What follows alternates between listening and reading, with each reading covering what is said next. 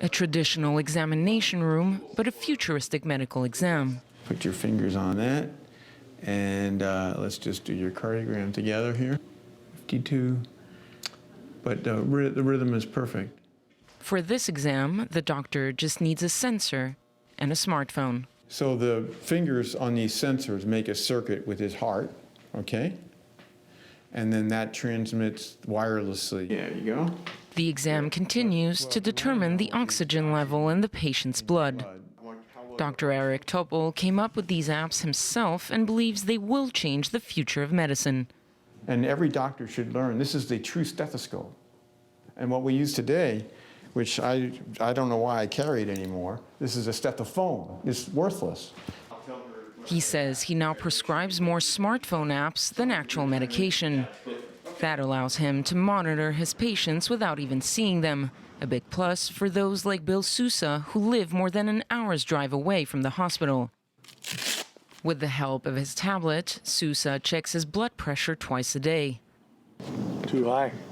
Automatically emails it to my doctor on a weekly basis. So that's all I have to do. The device costs about €100, a great deal in the US where medical exams can cost a small fortune. Wasting less time and money, that's what this San Diego company is working on.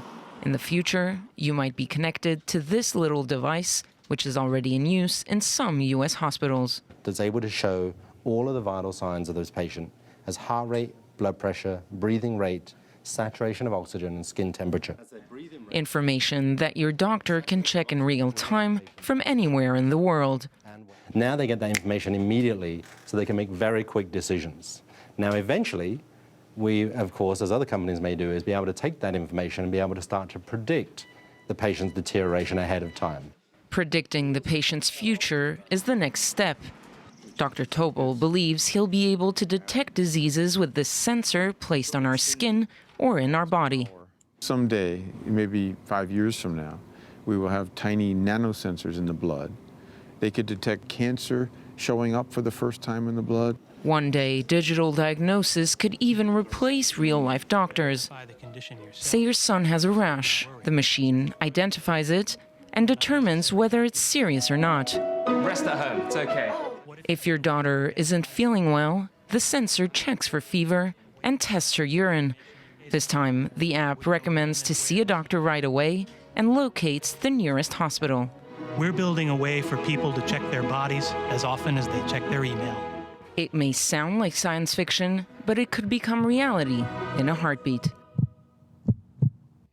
Marc Edwards joins us now. Marc, it looks like there's no turning back from the trend of apps in healthcare and personalized medicine. You're absolutely right, Annelise, and I think that trend is only going to keep growing stronger and all the better for it. You know, there's a national campaign now in the US called 23andMe, whereby you can buy a kit for less than €100, and that kit will tell you, analyze your DNA and be uploaded to a database, and you get all sorts of fantastic information from that. You know, it's broken down into 4 different categories: your disease risks, your traits, carrier status, and your drug response. And what you can do is, according to your DNA, you can see the percentage risk of having diabetes, of prostate cancer, of Alzheimer's, of Parkinson's. But on top of that, you can query that data and sort of analyze it and see that other people who have similar DNA to you, what kind of risks do they have at a certain age if they're older, or might they have later on? Is there a way to make sure that the apps that people are using, though, have been quality tested?